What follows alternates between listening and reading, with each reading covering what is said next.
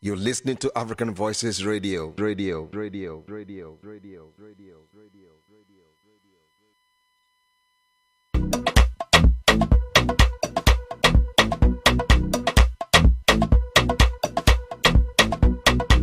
African Voices Radio presents David Adodo Show.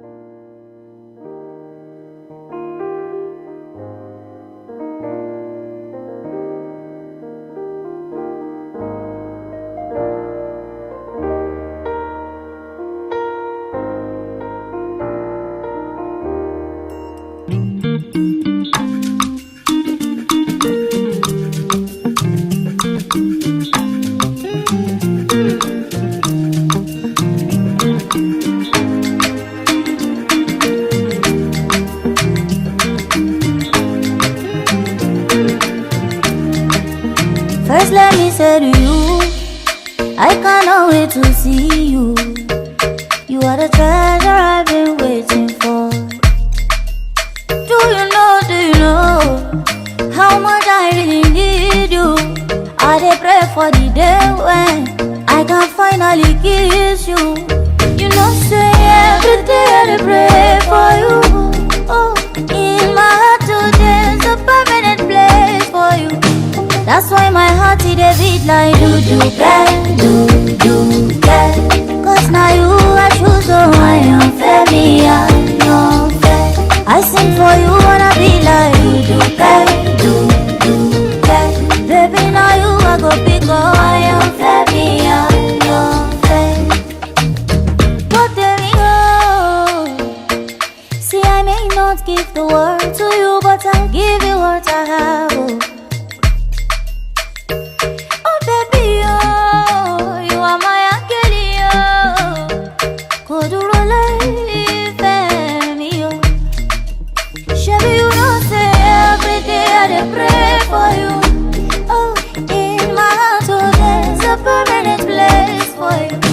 That's why my heart it a beat like do. Cause now you I choose, so I am fair, me I am fair. I sing for you wanna be like do. Baby now you I go pick, oh I am fair, me I am fair. Only for you it a be like do. 10 o'clock, it must be time for African Voices Radio, the David Adodo Show. Coming to you live and direct via the internet from the United States of America. African Voices Radio, the David Adodo Show is the voice of Africa, bringing you news, information, culture, and so much more. The gang is all here, and the phone lines are open for you, toll free to call in and be a part of the conversation. Now let's get ready for the king of our program, King Tunde Phillips. How you doing, Jason? Yes. Well, my brother. How's everybody out there doing? My name is Tunde Phillips. Welcome to the show. This is the African Voices Radio, the David Adodo Show. Today I have Mr. Charles here with me. I have Jason and I also have the Queen. I do not have the Queen visually, but I have her, vocally. So Queen will be joining us, vocally. We'll just be hearing her voice. It's depriving us of our beautiful face today. Oh my goodness. I know what How you doing, Queen? I know who is waiting before he shows her face. I know who she's waiting for before she will show her face. Mr. Charles, you don't need to conclude. You don't need to conclude like that. Anyways, I'm still going to join you guys. I just got back from my job and I need to quickly, get ready for the show. But very soon I'm going to join you. And I told today I have a small event to attend. I have a baby shower to attend, so I have a whole lot I'm doing. But I can't just leave this program behind. It's too important to me than any other thing for me not to be on the show today. Thank you, Queen. Something. I won't forgive myself. Thank you, everybody. Good afternoon, everybody out there. Good evening, wherever you're watching us from. It's David Adodo Show, and we have a whole lot to talk about, especially what is happening back in Nigeria. It saddens my heart, but it is what it is. And I'm happy to share this show today. We're holding on for other people to join us. I hope you guys had a very blessed and beautiful week. Yes, Queen, we sure did. We had the week wasn't bad. It was pleasant. We thank God. Everything went well here in the United States. We are still going through the trauma, this of the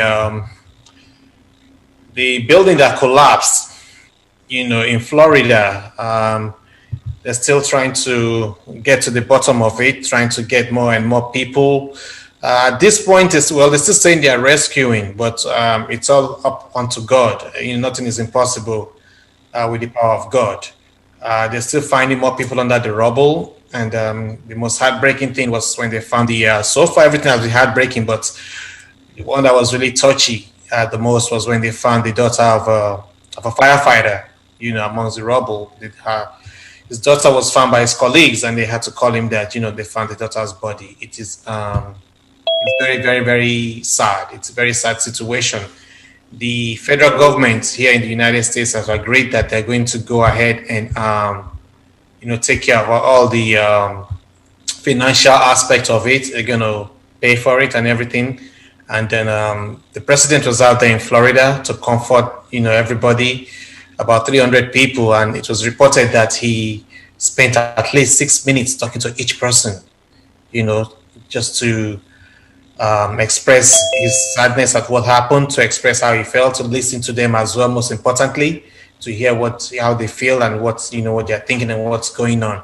And that's a very good thing that I think the president, did. It is not just for you to be a leader and sit down and don't care about your people. When he was out there in Florida, he did meet with the people, he spoke with them, he spent time with them, and they really appreciate it.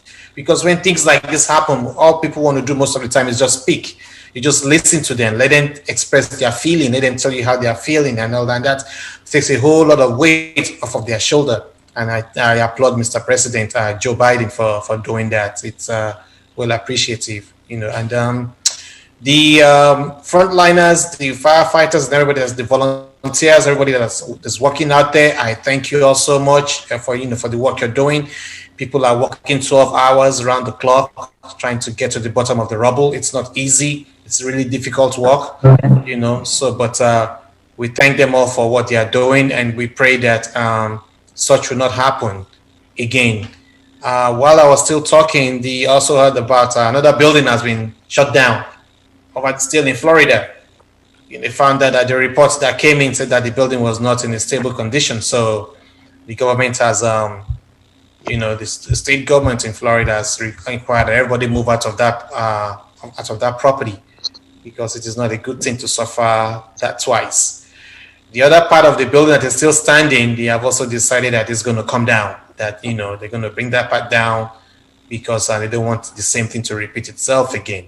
So those are the things that are happening. Aside from Bill Cosby that was released from prison, in Pennsylvania, the Pennsylvania Supreme Court released Bill Cosby from prison after he had served 3 years for the rape of some women that came out and said that they were raped by him. So, he's back at home with his wife now.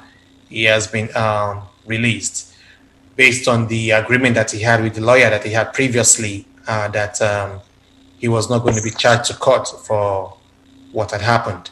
So Mr. Cosby is released, he's out there, and we wish him all the best. And aside from that, also want to mention that we also have situations going on with the violence here in the United States. People are still being shot.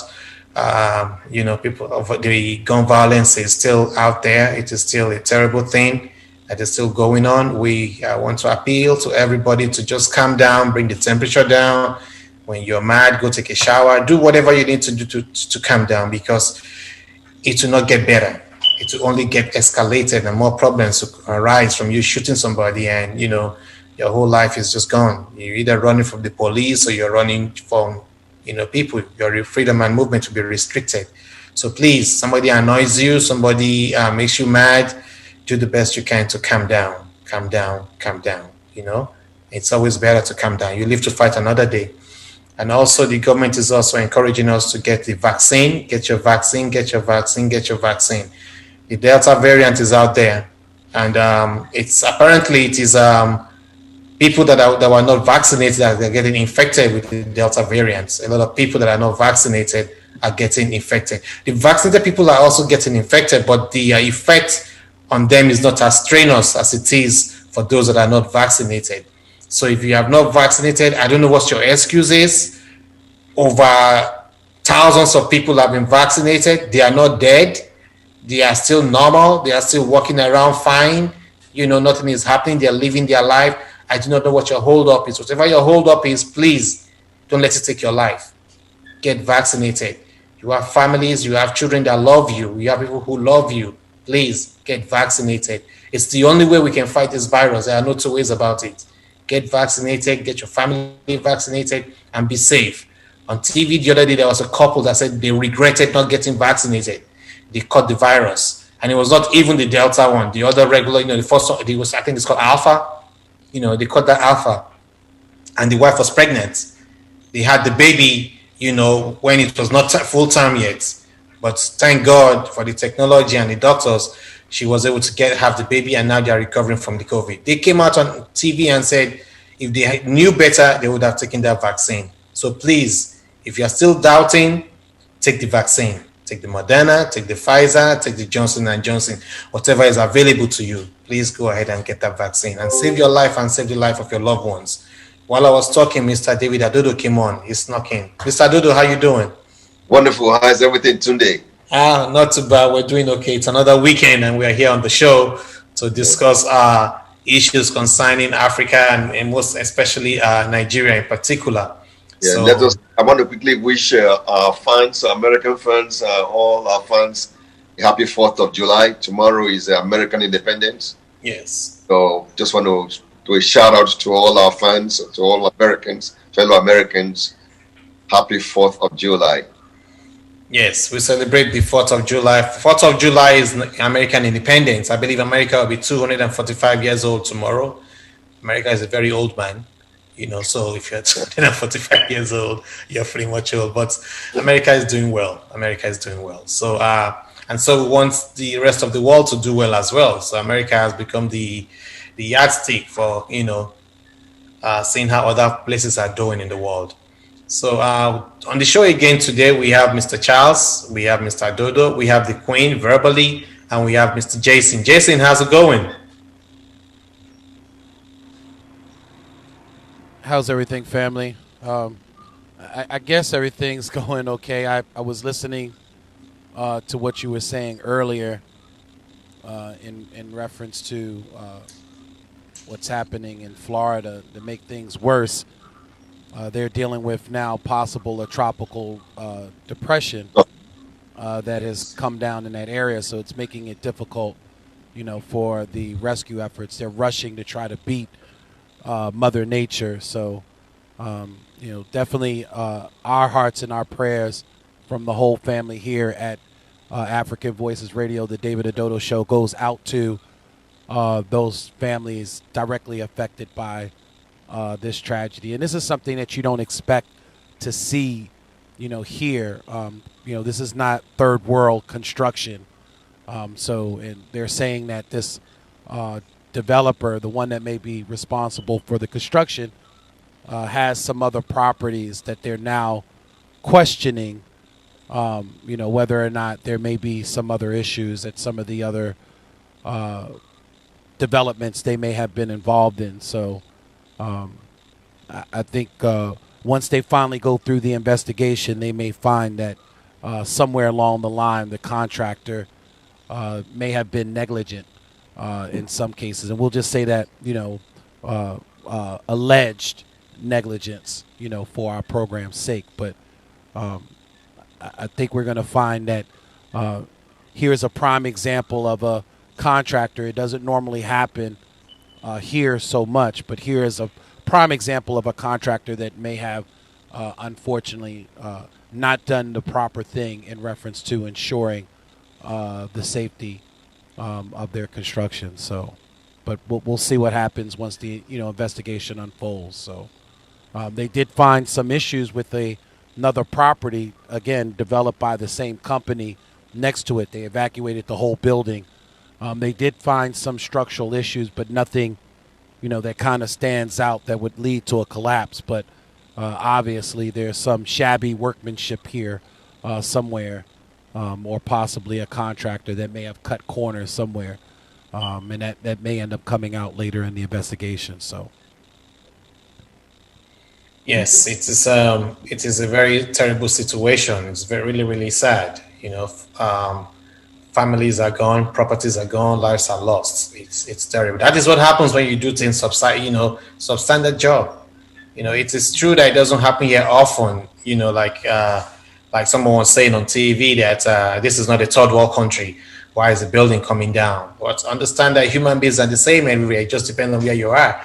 Just like somebody would do a building in Africa, also do a substandard job, and then the building comes down. The same thing happened here. Somebody took a shortcut or whatever it is. The building was not maintained, and then now the building has claimed lives. Dreams have been cut short. A lot of things have happened by that building coming down, which also brings me also before I go any further, Attorney Abbas is also with us. I want to recognize his presence. Attorney Abbas, good evening, sir. Welcome to the show.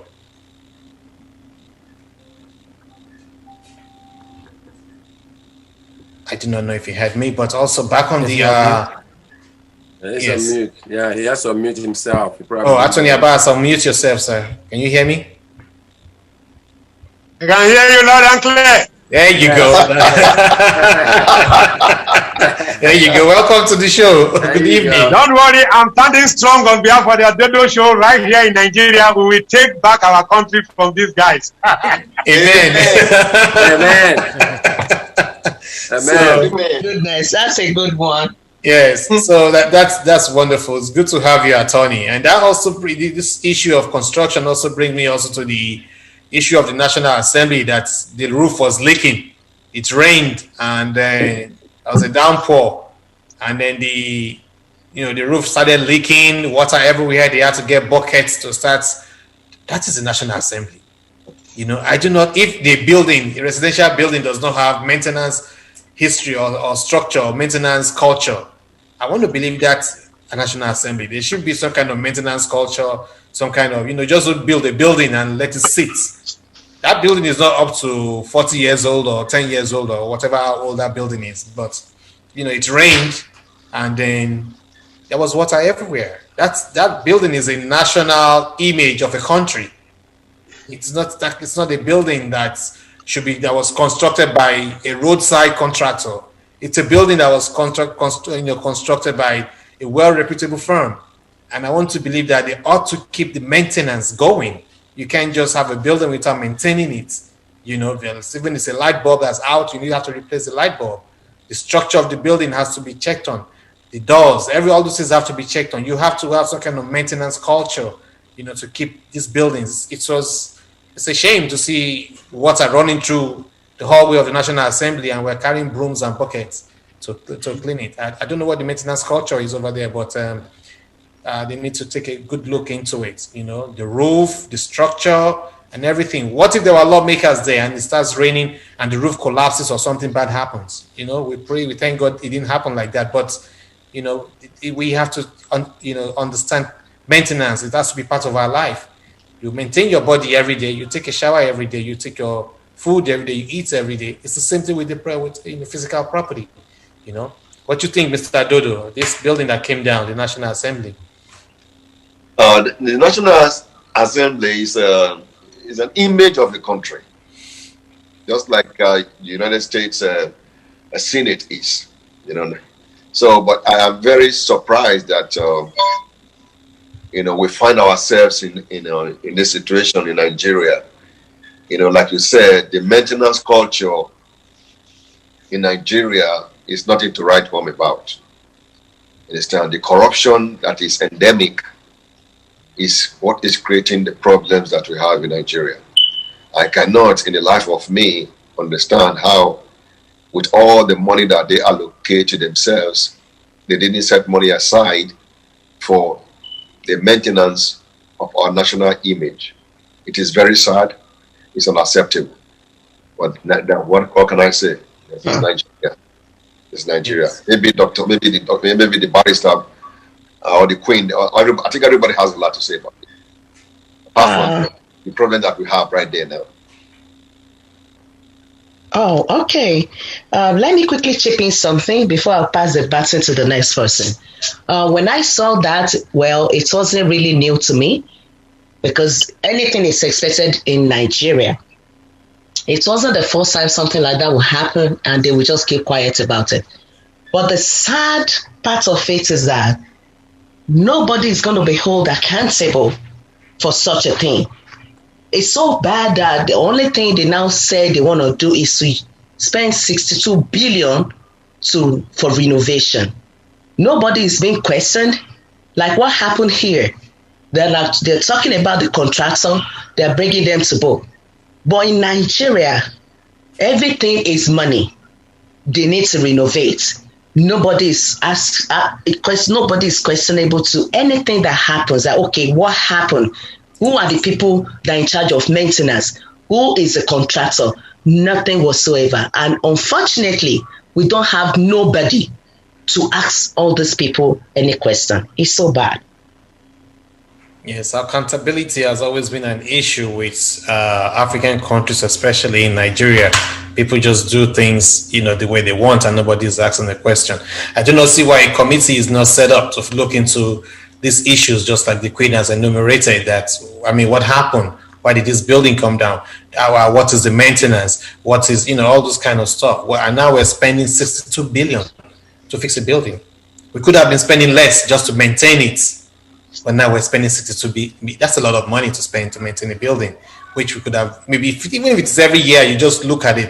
If it is just the roof we need to change, let's change that roof. If it is the walls we need to look at, let's look at it. If we need painting here and there, let's look at it, because that is the image of the country.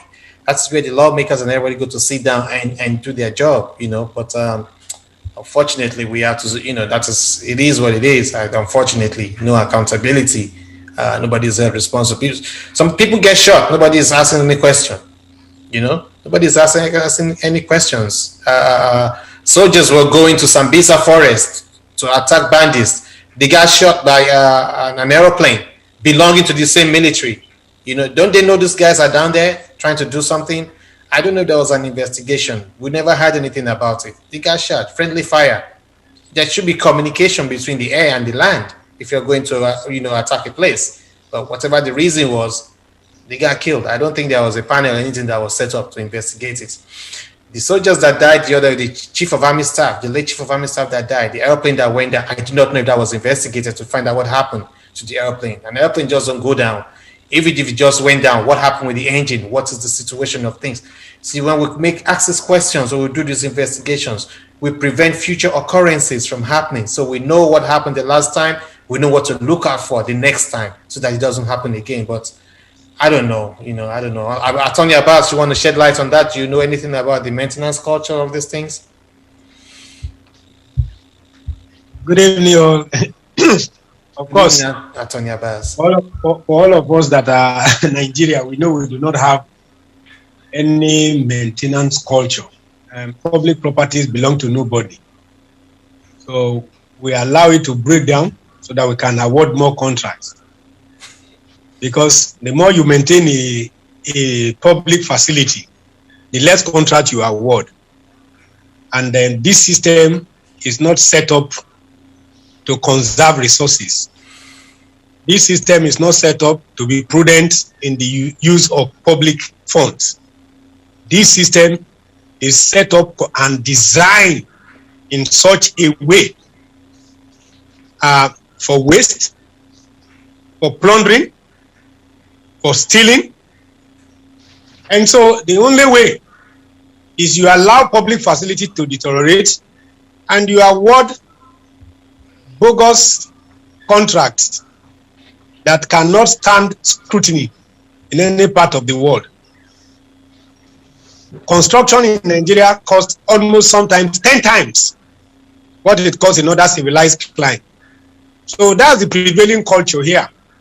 So we don't have maintenance culture. It's nobody's business. Sometimes I go into public offices, you see cobwebs, the toilet facilities are not working, nothing is working, the air conditioning system is not working, and so you go, sometimes you go even to our airports, international airports. Sometimes in the time past, I don't know the situation now, you can't even use the public facility there, the toilet or bath for anything. So it's a minus for us in the public discipline, because even most public institutions in Nigeria, you go to a whole state police command, you go to a ministry, you can't get a toilet, functional toilet, in most of these government ministries here. You even go there, they will tell you the doors are locked, they padlock it, and they give it to just some selected people. If you do not have weight, if you do not carry weight, and you demand for toilet facility in some of these ministries, they will tell you they don't have. But if you are connected, they will go and bring the key for you. Wow, it is amazing that you need to know somebody to use a bathroom. Yes, I'm telling you honestly. You go to some public institution, I'm telling you, they will tell you it's not functioning. But if they know, you know the organ that controls that particular toilet area, they will give you the key. Wow, amazing. A public toilet in a public institution should be open from 8 a.m. to when the office closes. Yes, Mr. Adodo. So the public, but this one you will have to specifically request, and they will go and look for the key. Wow. Yes, Mr. Adodo, you were going to say something. Yeah, talking about Nigeria and this all these problems. Can we, maybe the barrister will be able to tell us what is going on with the insecurity, with all that is going on with DSS since he's there. Yes, I wanted us to do the not to cut to barrister. I wanted us to go into the arrest of Kano, because we have that listed on some of the things that we're going to talk about. Mazi Kano. I wanted, Brother Charles, you have been quiet, since we started. Can you shed some lights on the arrest? I'm surprised. I'm going according to what you said. I know you said, Charles, don't talk unless I ask you to, and I've been waiting for you to call me. And then Chief Adodo came in, they talk. So I mean, I just keep quiet, waiting for you to even. They said our people say. Our people say it is the big masquerade that dances last. So okay, yes. Thank you, Tunde. Now that I kept quiet, but Charlie, yes, Charlie, I can't recall Tunde. I can't recall Tunde telling you not to talk. You are just coming up with that. So that you two learn from me too. So wait for him to tell you. Go ahead, Mr. Charles. You have the mic. So. Yes, Tunde, I know one thing I want to say first quickly, something that you mentioned about COVID before, but I know you probably, just to interject a lot of things there. I know we're here telling people, please, I know that's our own personal opinion. It's not a David Adodo show, but the report that's coming out of CDC is that the COVID, the infection rate went up 9.1%, almost 10%. So with this, they are new, so people, please, the thing is not over yet. I mean, people are going out there. This is going to be this is one of the best holiday we ever had. We usually have in America, 4th of July. And people are going to go wild and crazy. Yes. But looking at the report they released that yesterday, the day before yesterday, the average of 7 days compared to the last week, it went up by 10%. So, guys, this COVID is still out there. But yeah, but going back to Nigeria, what we're talking about, the thing is this is the problem in Nigeria is so compacted that even the things that are really working, you won't even notice that. Okay. I mean, there has been some improvement in some area, but they are so minute because of the so much problem we have. You're talking about this construction, we're talking about maintenance culture. That has been Nigerian problem from the beginning. And I'm not quite sure, but the lawyer knows that when they do these contracts, they do include 4 or 5 years maintenance. That I think I've come across that when they're doing those roads, those on the shoulder. In that contract they do add 4 or 5 years maintenance something, so that what happens is within that 5 years you can still be patching some areas and stuff like that. But they don't do that. You see, the thing is this: Nigerians are so much in the books, but they cannot carry those things out. That is just so unfortunate. But Nigeria is very smart. Nigeria has a lot of stuff in the book. They have a lot of things that if we follow, just like every other country, I mean, that country is too much, honestly. I mean, but it's all in the books. Nothing is being implemented, and that's the problem. And I'm sure the barrister knows that also, because he knows a lot about all Nigerians' rules and all that. So, but what can you say? The National Assembly, what? Yes, some roof leaks over here, but the difference, just like everybody said, is when these things happen, how do we know where it's coming from? Who is responsible? So it does not happen again. And the problem about Nigeria is this: this is not the first time. Rainy season comes, the streets everywhere get flooded, and we'll go through that season. Next year it comes back again, the same street. The same thing again happened. Nobody tried to fix these things as they go. But Nigerian for you. But I think we have more important than life now is more important than the roof. You gotta talk about the problem in Nigeria.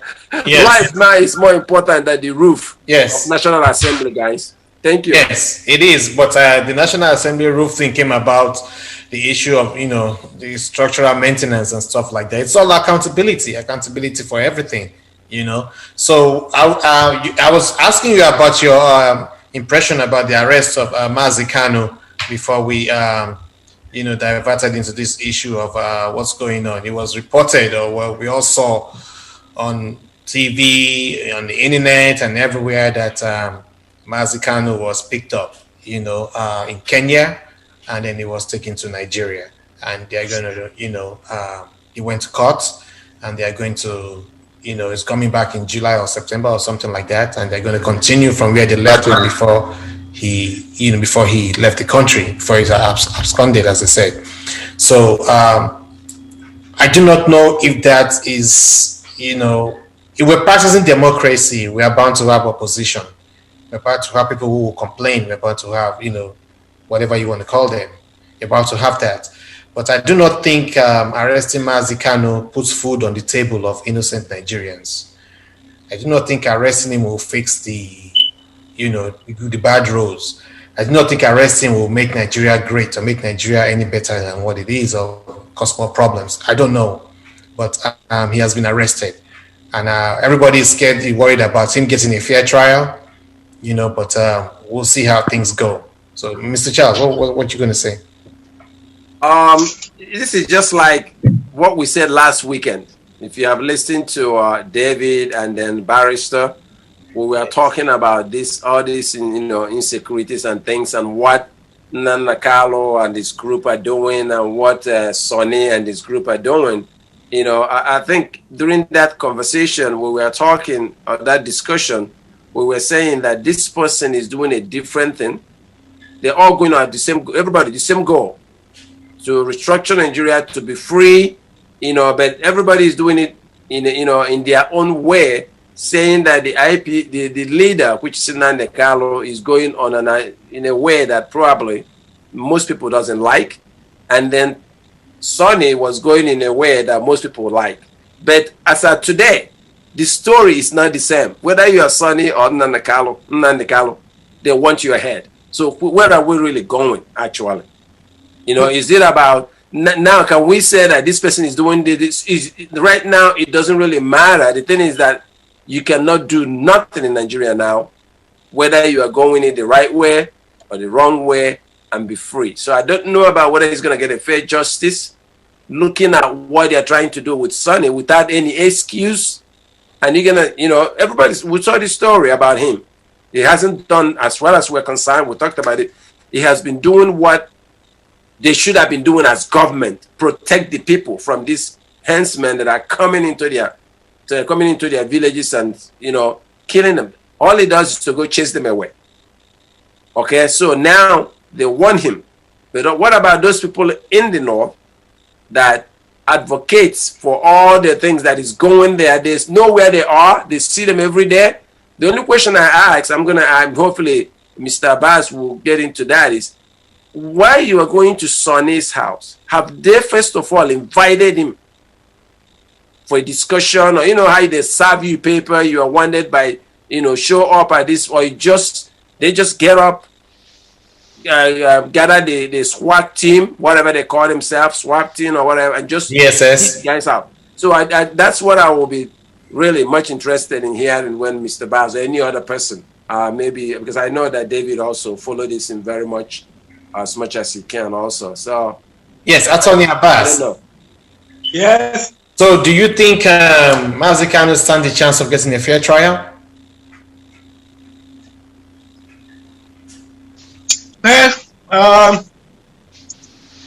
I have no iota of doubt that the judiciary in Nigeria has come a long way and has actually bailed us out of messy situations in the time past when there was no hope. We still have men of courage, men of integrity, men of intellect. And we also are grateful to God that we have an appellate judicial system. So he's presently before the High Court, which is the first court of instance. So whatever be their judgment, the Court of Appeal is there. If they are not satisfied, the Supreme Court is there. So, with those layers, even if something goes wrong in one level, it might be corrected in the other. So I should say, I have confidence in the Nigerian judicial system that when you least expect, they rise up to the occasion. So I will leave it at that and just say, yes, for me, from the High Court to the Court of Appeal down to the Supreme Court, I have confidence that he will get justice. Okay. That there will be fair trial. That's what I should say. There will be fair trial. Yes. Go ahead, Mr. Dodo. Let me use my time to ask, on your behalf, to ask Barrister all this, what is going on with Sunday Igboho, how with the DSS, how does he see this thing? Because I am so upset, and he's here is a legal official, he's a lawyer, he's a barrister. I am not. I don't want to start diving into that issue. Let me listen to him first on that. We live in a country where sometimes what transpires is nothing but what the Yorubas will call awada keri. That means comedy. It's a comedy. It's a comedy because the speed, or what will you be doing as a security agency by 1:30 a.m. jumping over the fence of a private citizen's property when people are on their bed sleeping? Any normal human being who is awoken in the middle of the night with gunshots will definitely assume, first and foremost, that armed robbers have invaded his property. But upon looking through their windows and their doors and the kind of Gestapo style, the DSS, when they go, they are always very loud. They are loud. They stomp their feet on the floor to show you that, yes, we came with all the might of the federal government and nothing will happen. Started shouting, we are DSS, we are DSS. For me, that's actually against the law. Do not invade the private citizen's property. You have not alleged that the man has committed any particular offense.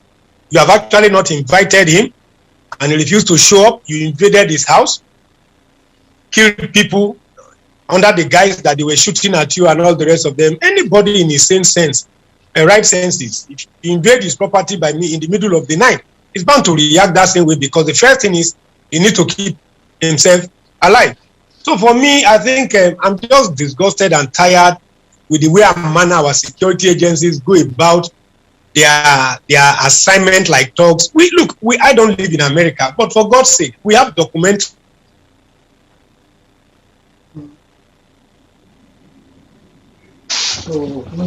I think we lost the attorney. We see live reality. He's back. How the FBI, how they go about their normal duty in trying to apprehend a criminal, the civilized way, the polite way. You don't just enter people's house and you start killing people, you start shooting people and all the rest of them.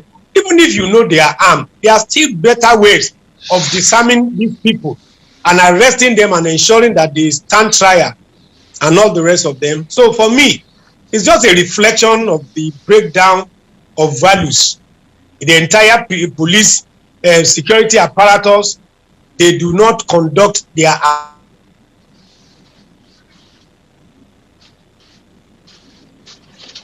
in line with laid down regulation. There are international standards for policing. International standard, globally acceptable procedure for policing. But our security agencies, I will say it any day, anytime, these people do not, they behave as if, because I think the military hangover is still there. We can do anything and we'll go scot-free. And even those in the corridors of power also encourage this impunity. Just send them, go and do, kill them. I know his invasion has political undertone. There's no doubt about that. And it's very unfortunate. Yes, Queen, you were trying to say something. Yes. Yes. I want to ask the lawyer because Sunday Igboho, in his own press release, he said that because what the DSS displayed, a whole lot of AK-47, a lot of charms and stuff like that. The guy came out to say all those guns do not belong to him. Considering the fact that we know the kind of government that is being run in Africa, especially in Nigeria, the guy said the CCTV in his home was destroyed for them to get away with whatever they are doing. And even the people that were killed, they whisked them away. None of the cops were seen at his house, and millions of money worth millions of naira was destroyed, and his money was taken. Yes. Could it be that the I don't want to say the government, the DSS, are they trying to cover up something by destroying a CCTV before carrying out the action? I think you see the issue of Nigeria and the security agencies is something else that covering up. See, these guys, they themselves, they act outside the ambits of the law. They are lawless. They are crooks. And I can tell you categorically, I know when police arrest criminals with a handmade pistol, when they are going to parade them, they have weapons, ammunition kept in each division or command or CP for purpose of parading suspects. They will bring guns and ammunition that have been captured or probably recovered 10 years ago. There's a steady maintenance of such items for parading criminals. So they could catch about 6 criminals with just one hand pistol. By the time they are parading them, you will see them bring weapons that is sufficient to even hold a whole state to ransom by the criminals. So it is not today. I don't believe most of those things when they are displaying them. I know for sure. Most times, even when they catch some of these criminals with weapons that are nothing to write home about, they will bring out AK-47 rifle and ask the criminal to hold it, and they will snap the criminal picture. So it's a standard procedure. It's a standard procedure. It's a standard procedure. So all those things that you are displaying, I can tell you. See, for anybody, a professional police officer will be so happy to say, let us go back to the CCTV to replay the footage so that we will see how we actually carted away all these things from this man's house. Why do you need to destroy the CCTV in somebody's house if you do not have anything to hide? So these people, the mindset is that, like I said, you see, if you go back to the history of the security agencies, I was just trying to write something on the Facebook because I'm doing a project on the police. In 1861, when the first set of police officers were set up after the colonization of Lagos, the reason why the first set of police officers was established was simply to quell the rebellion of the people against subjugation. It was set up by the colonial masters as a tool for shutting down agitation. And in 2021, there has been no difference. It is the same ideology. It is the same philosophy. The people try to agitate, sending the police to quell the riots. It is the colonial tool, the way they left it, that we are still operating. Yes. So it is a tool for the protection of the elites in the corridors of power, a tool against the masses. That is what it is. So no matter how right you are, if the people in authority simply say they do not like the way you are conducting yourself, or asking them questions, asking for accountability, demanding the good governance, they send the police to go there and say, this guy is asking too many questions, deal with him. Yes, it is even so. It's very very ulterior that they had a bad intention of not just to arrest the man. One, you went there at night. Of course, like the attorney rightly said, if you come into my property at night, you didn't tell me you're coming. In a Nigerian environment, here in America, if I have a gun, I'm looking out to who's coming into my house, and you're coming, you're making so much noise, and they didn't catch the man. Then they start destroying property. Tunde. Yes, Mr. Adodo. If I may speak now. Yes. Please. Yes. And please, can you tell the Queen to allow me speak without pushing me off the bike? Oh my goodness. Go ahead, Mr. Okay. Adodo. Yeah. On a more serious note, I grieve for Nigeria. I grieve for Nigeria. It's a pathetic situation that the president of Nigeria, Muhammadu Buhari, has relegated this country to the state that at which it is right now. It is pathetic. It is sad.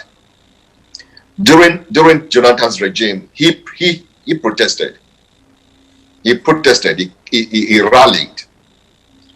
All kinds of names were called. Jonathan was called all kinds of names. And now, with the situation that we find ourselves in Nigeria, during Jonathan's time, there was less of agitation. It is because of the way the president is ruling Nigeria right now. That is why we have all this agitation here and there. One thing I've come to understand in Nigeria is that the Northerners, they yearn for power, but they don't know how to govern.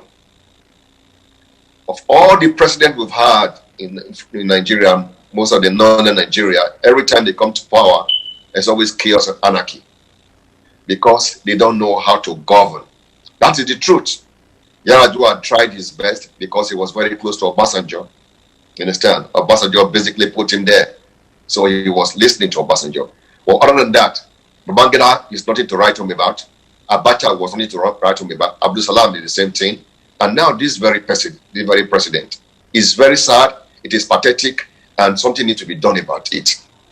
Muhammadu Buhari has been protecting the Fulani herdsmen.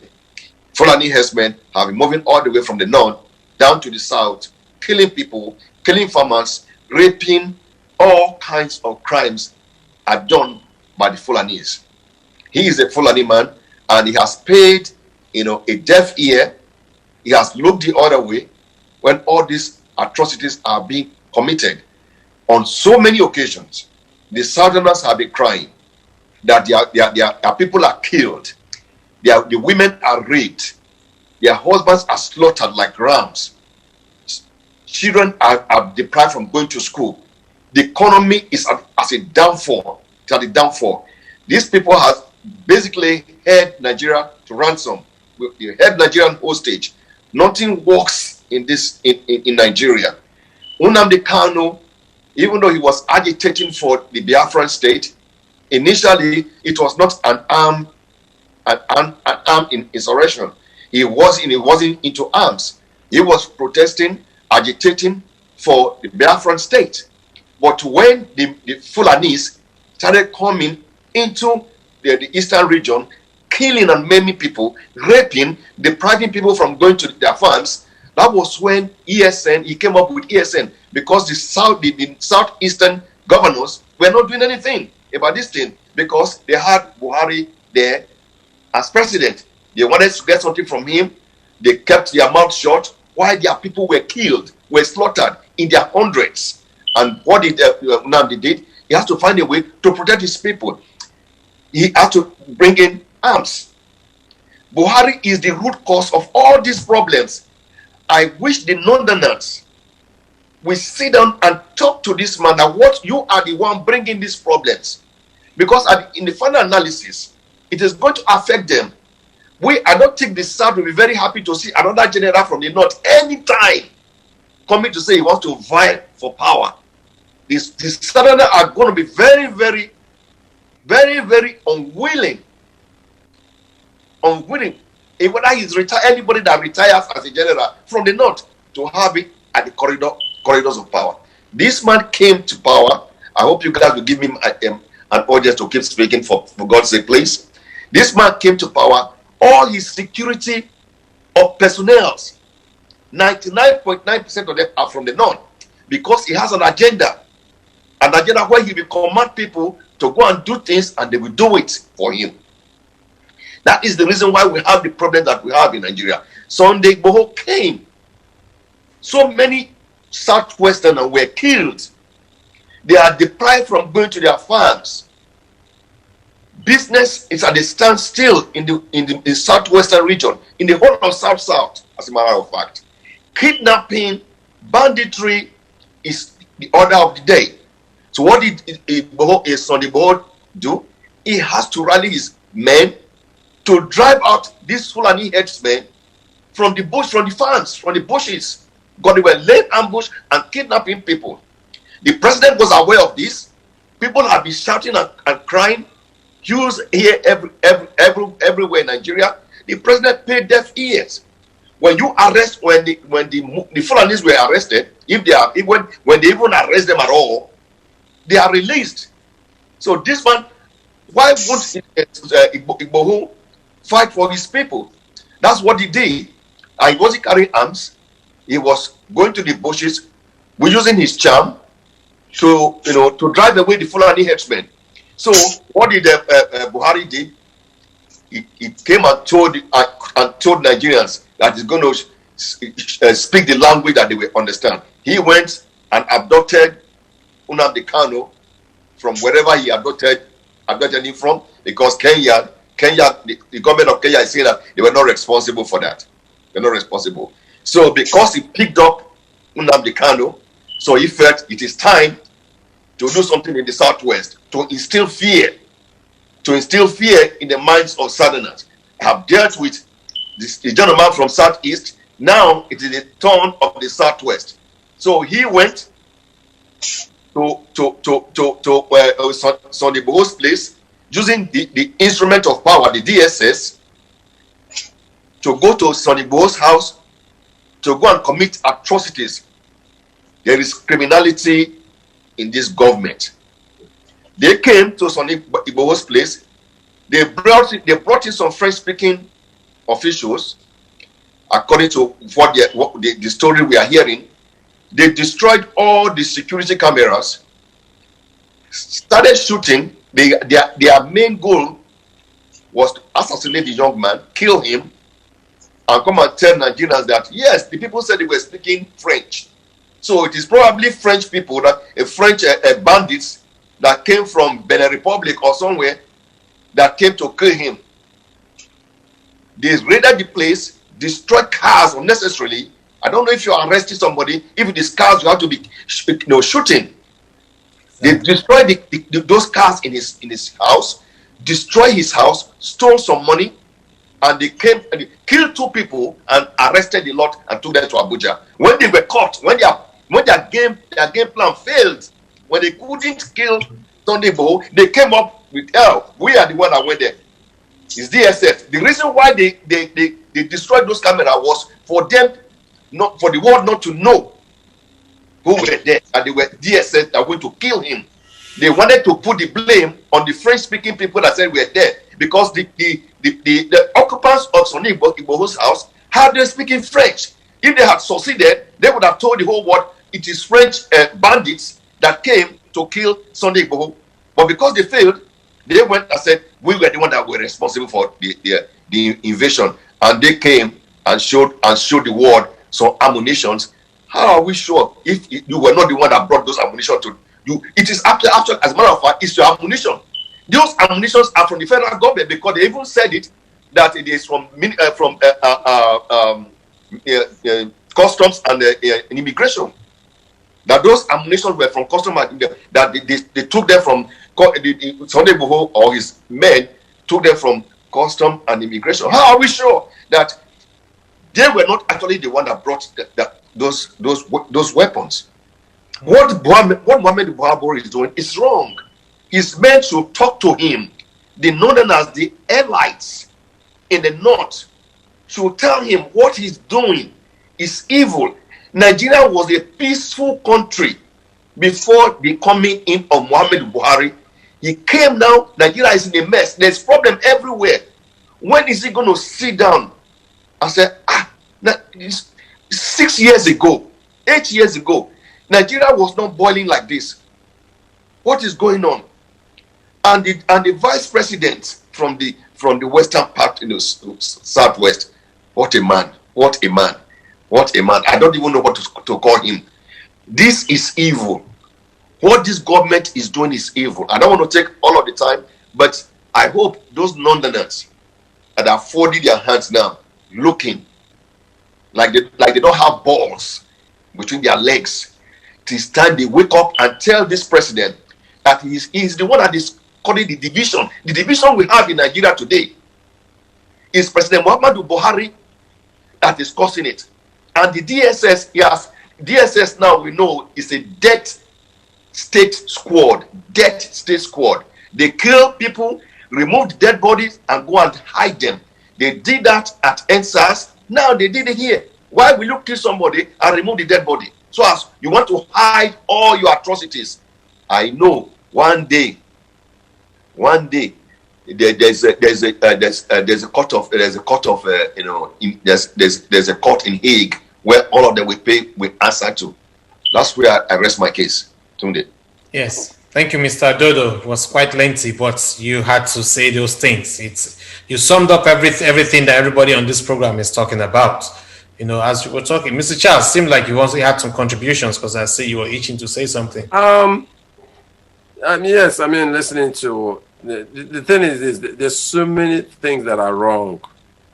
I don't know how much. Anyway, the Buhari is the president of America. He's the president of Nigeria. If it's good, it will be Buhari. If it's bad, it will be Buhari also. But the thing is this: do we have only one man government? Just the president? What about all these people that call themselves the speakers, the House reps, and the senators? I know that the president has power, but there's so much. The thing is this: you're not here. You just mentioned the vice president. We're not hearing anything different, or we're not hearing anything happening in terms of the people that walk around him. We have to give him some slack somewhere, Dave. Sometimes when you win the election, you put the people that you want to put. Charlie, how can you are saying what is going on? How can you give Muhammad Buhari slacks? No.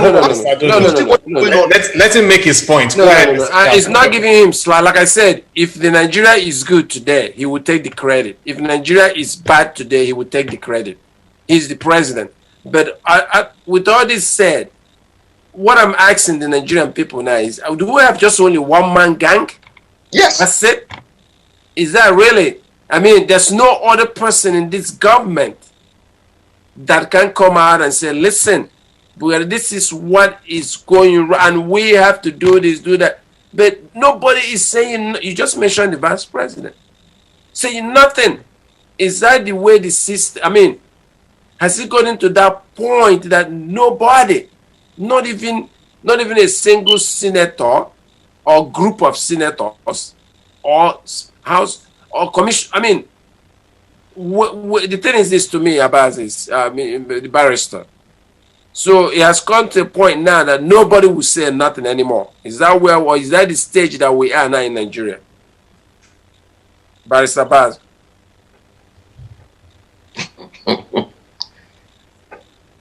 Is Barrister there? We don't have the barrister. He's not responding. Maybe it's a connectivity issue, but we have to go on. Mr. Charles, I hear what you're saying. It is so sad that the police act like they are cults in the universities. It is cults who act like that. They go somewhere and fight and destroy things. You are police officers. Police officers, the best of the best. You're supposed to represent the best of the best amongst us, police officers. You go arrest somebody. You go at night. Why don't you go during the daytime? Already you know that by going at night, there's going to be speculations that, oh, you are armed robbers. Of course they're going to attack. Yeah. Why don't you go in the daytime? What stops you from arresting the man in the daytime or go to look for the man in the daytime when everybody can see you? Because you had ulterior motives. You went there at night. You didn't get the man. You started destroying the cars. What has the cars got to do with anything? In advanced countries, they do go to arrest people. They do go to pick them up from their homes. They don't start destroying their property when they don't see the individuals. I am so glad that they came out to say they are responsible. They did it. Right. So when it is time to hold people responsible, we know who we're holding responsible. That's true. Sunday. Yes, because at some point in time in Nigeria, we have to have accountability. We have to have accountability. And that is the only reason why we don't have things in place. People just do things any kind of way. Nobody's accountable. Nobody. We have a Senate. We have a House of Reps. We have all these people. They just sit down and occupy those positions. We have rules and regulations on paper, but none of these things have been adhered to. Why? Is that how we run a country? Yes, Mr. Adodo. The truth of the matter is, again, like Achino Achebe said in one of his books, yes, Nigeria is corrupt, true and true. The senator that we are expecting to speak is a thief. He stole a lot of money. When he makes noise, the DSS will pick him up. The same thing with the House of Rep. The money, constituency allowance that they are giving to go help their constituents, they siphon the money for themselves. Who are you going to talk about? The minister that is appointed by the president? What is he going to say?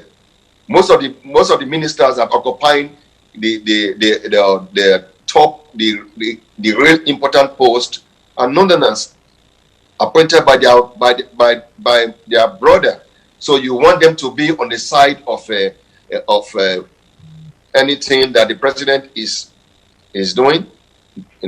It's not. They are not going. If anything that is wrong that the president is doing, those ministers are not going to speak against him.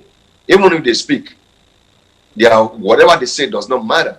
The Senate and the House of Rep are the people that are supposed to speak, but because of the situation, because they have soiled their hands in corruption, they cannot speak. Because if they speak, if they dare speak, they are picked up.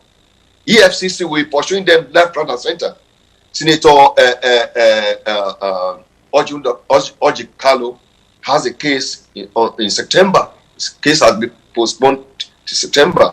You expect him to speak when he has the case already, for example? He cannot speak. There are so many people that can speak, but because one way or the other they have issues with the government or they are compromised. Until we start having men of honor who can speak Nigeria will continue to find itself the way it is right now. And another thing I want to say, I know time is going. Election has consequences. Right now, some people are destroying INEC buildings. Some people are saying they are not going to cast their vote. The youths, if whatever is going on right now, if it matters to them, they will all go and register to vote. Talking about separation is not going to happen. It's not going to happen. Nigeria is going to remain as an entity. What these youths should be thinking about, how they are going to change the corrupt leader, the bad leader that we have. Forget about separatists right now. It's not going to happen. Think about how you are going to register to vote and vote out these people that are bringing Nigeria back. People that are killing people. That is the only solution right now. We don't have anybody that's going to speak for anybody. Yes. If you speak, you become an enemy of the state. Yes. Probably an enemy of the state now, I don't know, but I'm not carrying weapons, so I don't know. Yes, it is true, but I don't understand how you say you practice democracy and you don't want people to speak. That's no democracy. Freedom of speech goes with democracy. Yes. Opposition of government goes with democracy. Exactly. This is not a military regime. All these things exist in a democracy. So you cannot say you're practicing democracy if you don't have all these items in place. So pretty much what you're doing is authoritarianism. You're just there like a military regime, and then you're doing whatever you want to do, and nobody can say anything. No, that is not right. Maybe the queen has some addition or subtraction. Yes, I was going to bring the queen in because I wanted us to discuss about this gentleman from the CEO of the Super TV, the executive of Super TV that was killed by this lady. I know the queen wanted to talk about it last week. That was killed by the Chidima. Queen, you still here? Oh, I don't think I have. She's around. It just unmute herself if she's still here. I'm sorry. I'm sorry. Right, she's here. Before I go to that, I thank you, Mr. Adodo, for shedding a whole lot of light on the situation of the country, especially what happened recently to Sunday Igboho. It's quite a shame, and it's a shame to that country. It's a shame to our leaders.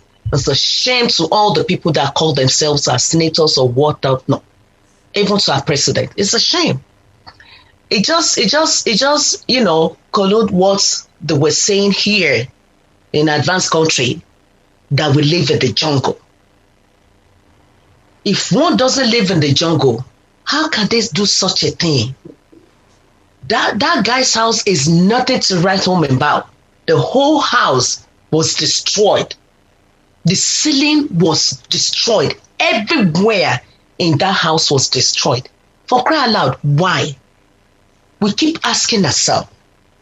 And this brings me to, are we actually living in a country called Nigeria?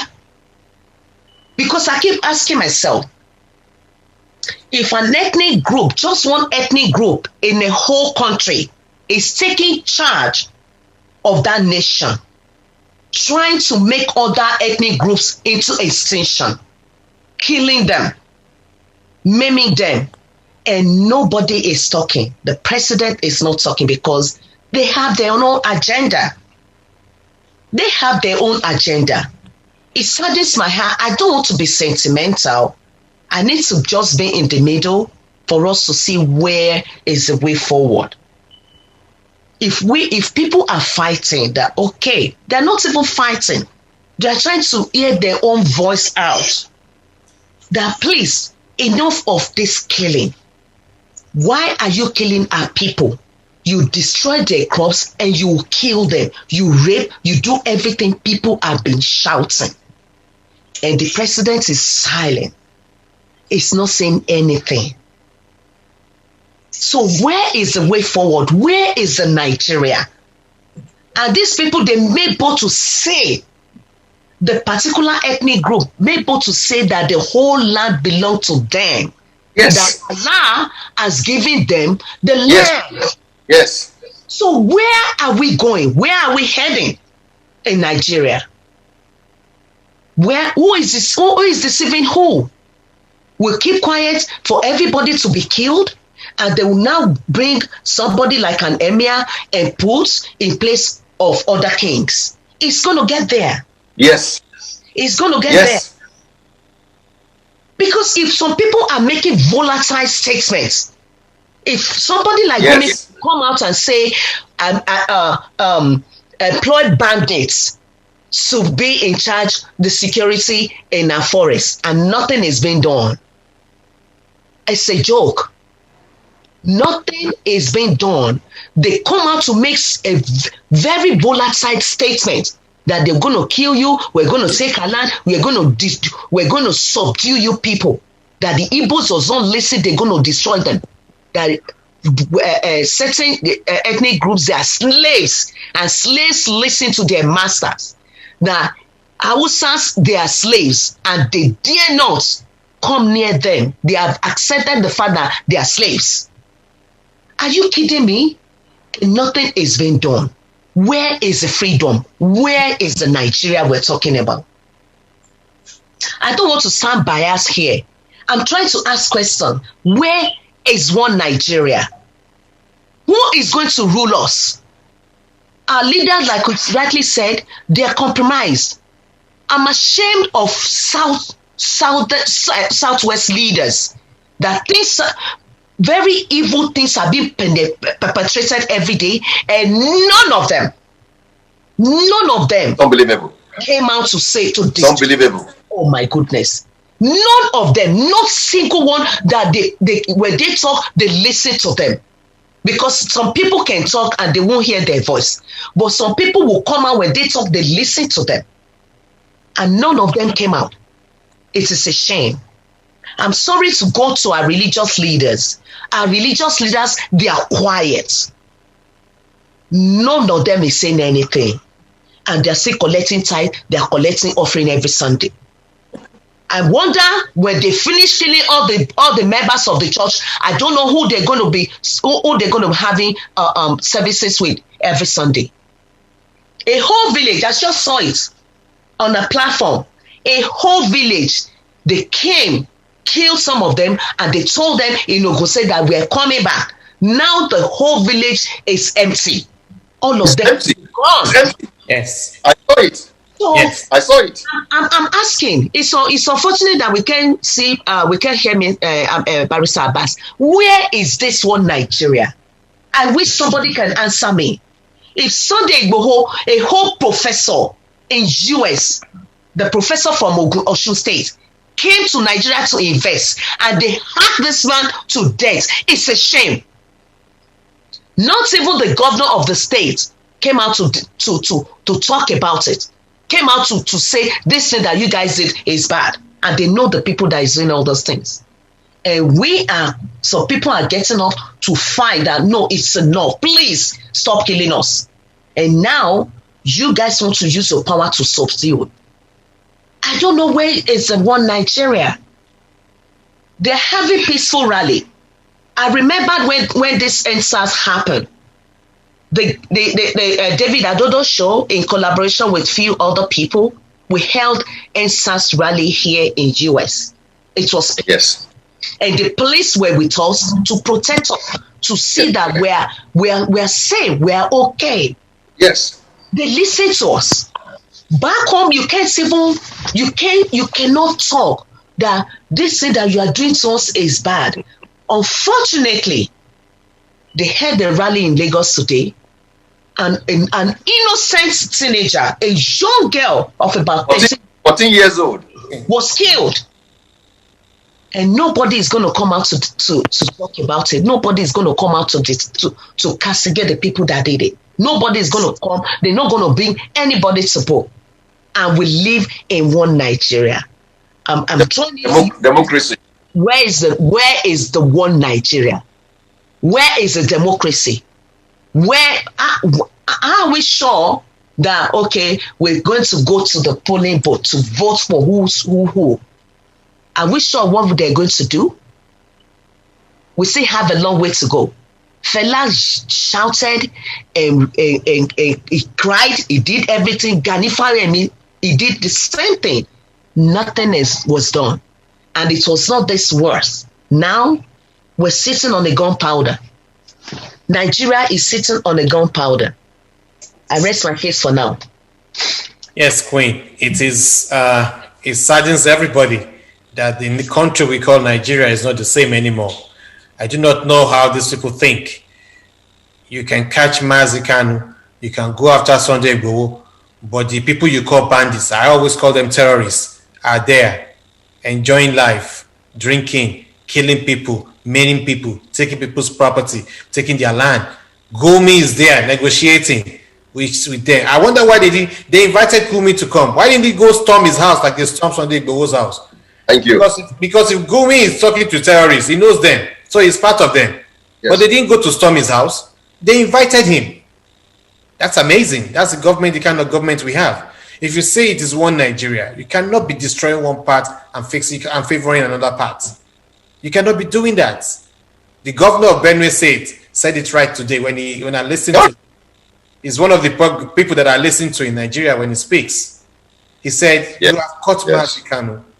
What about the bandits that are killing my people? How many of them have you caught? What about the bandits that are destroying my place? How many of them have you caught? What have you done to them? It's the same thing. The law should be fair across the land. If you're attacking people on the Sunday Igboho, Mazi Kanu, and the rest of them, what have you done to the bandits? How many have you caught? How many have you brought to books? Instead, you're thinking of giving them amnesty. You give them amnesty, not thinking. You give them amnesty. Gumi came in and said, let's negotiate with them. And let's give them in charge of security in our forest. These are people that have killed, that have shed people's blood in Nigeria. And then Meita Allah, whatever they call them. Mayeti Allah. Mayeti Allah had the audacity to call Mazi Kanu a terrorist when they have done worse. They have done more than 10 times or 100 times more than what he has done. They had the audacity. Nigerian government is sitting there. Buhari is sitting there, propped up with a pillow. Everything that has a beginning has an end. Everything that has a beginning has an end. And everybody will be held accountable at the right time. We need to start taking accountability very serious. It is the same thing they do in an advanced country. Because when your regime is over, does not mean you're in the clear. If you do anything that is bad or that you have done that people investigate and find you guilty, you're held responsible. It is happening to Trump right now. And I believe so. When we have a new government that comes into place, we have to start looking back at previous administration. We have to start investigating them. We have to start holding them responsible for the things they have done. Because guess what? Every single thing that they have done, they are not going to pay for. It is your children and my children who are going to suffer. They are the ones going to suffer. All the loans, hold on, Mr. Adodo, all the loans that you are running around trying to get loan to build railroad here and there, it is our children who will suffer. Your own children will not, because they are out of the country. It is our children, the poor masses that are suffering. The innocent child that was killed, 14 years old, today, during the protest. What has a 14-year-old got to do with the protest that you even shoot? Even if she was protesting, that you will shoot her to death. The audacity of the Nigerian police. What has a 14-year-old got to do with you? The poor innocent girl selling her bread, doing the best she can. A 14-year-old should even not be trading. A 14-year-old should be in school, for God's sake. A 14-year-old. And then you go and kill she has parents. Only God knows how they survive, how they feed themselves. Maybe that's what they do. They try to feed themselves. Now you went and killed the child. Because of what? Explain to me, because of what? And you want your own children to have peace? And you want to say it's one Nigeria? And you want to say things are okay? And you want people not to open their mouth and say anything? You want people to sit back and relax and say all is well? That's suffering and smiling. That was a long time ago. We don't do that anymore. We speak up. We speak up. We Sorosoke. That's what it is. And we keep talking and we keep agitating. That is why there is no peace. That is why you have all these atrocities. And it will not, even if you hold Mazi Kanu, you hold Sunday Igboho, it will not end. I don't know why they don't get it. It will not end. How many do you want to lock up? How many do you want to shoot? It will not end. We started with NSAS. We are still at it. The issues of NSAS are still the issues we are fighting for right now. And those are the issues that we will continue to fight for. That's the same issue. People who are killed in NSAS, they took the bodies away. Yes. Nobody knows. They try to investigate. They say they're in the military mortuary. Oh, they say the mortuary is under construction. They can't go in there. Initially, they said no live bullets were shot until CNN came up and disputed that live bullets were shot. The same thing they do with Sunday Igboho. They killed people, they dragged them away. But they bled. We know the difference between blood and water. We saw it. They bled. You dragged them away, all the way out, so that we don't know what happened. You killed the citizen. So that means that your intention was not just to go arrest Sunday Igboho. Your intention was to go kill that man and destroy his property. But the man got away. So that is a government that is not sincere. So you see why people don't trust this government. That is a government that is not sincere about what they're doing. You're not sincere. That's why people don't trust you. You come out and say, oh, you're building this. Now they're building railway from somewhere, Kano or somewhere. Ajaokuta is in Kogi State. Ajaokuta has gas. Now they are trying to build pipeline to send that gas from Ajaokuta in Kogi State to Kaduna. Explain to me if Kogi State does not have land to do everything on one spot, why do you have to build pipeline and look for loan to send all the thing to Kaduna? Kogi State is right there. I'm sure they have abundance of land that you can use. This is how we waste money. Yeah. They're not wasting money. This is how we waste money. No, they are not wasting money for them. It is good for the ordinary you and I. They know what they're doing. Of money. They are making their money, but understand that money does not get you to heaven. Don't get you anywhere. It only gets temporary comfort. And at the end of the day, you will be held accountable, because the generation that is coming behind you,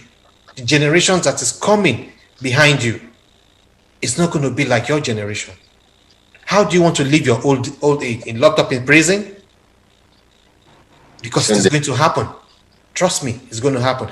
People will be held accountable for everything that they have done. Mr. Adodo want to say something. Yes, Mr. Adodo. If you look at the political terrain, yes, of Nigeria right now, impunity, the I don't care attitude, yes, of our governors, it is to quote the Queen, he said it is sad, very, very sad. Yes, all of them, they are now decamping from PDP to APC. Yes, people are dying. Their state is in a state of anarchy, chaos, and these governors, they are living in opulence. What are they doing? They are busy decamping to APC. They don't care about the masses. The masses that they said voted for them. They are busy planning, strategizing of how they are going to continue to perpetuate hunger and starvation, corruption on the masses. Every week, you will hear one governor has decamped to APC. APC. Next week, another one has decamped, and they are all shouting. Why Nigerians, the citizens, are hungry, dying, insecurity, banditry, kidnapping, raping, and Nigerian governors are sitting down, living in opulence. We have a fundamental problem in Nigeria. That is why I said the youths, and what pains me so much is that the youth, I don't understand Nigerian youth. You guys need to come together, get your voters card, register to vote. Don't say I am not going to vote. The situation will continue to be like this if you don't come out to vote. Things cannot change in a situation like this, where there's impunity, where they are killing people, where unemployment of the youth, the graduates, is 33%, where you cannot come out to rally, to protest. When you are not recognized, what do? You sit down and plan. He who fails to plan, fail to, who fails to plan to fail. If you fail to plan, you plan to fail.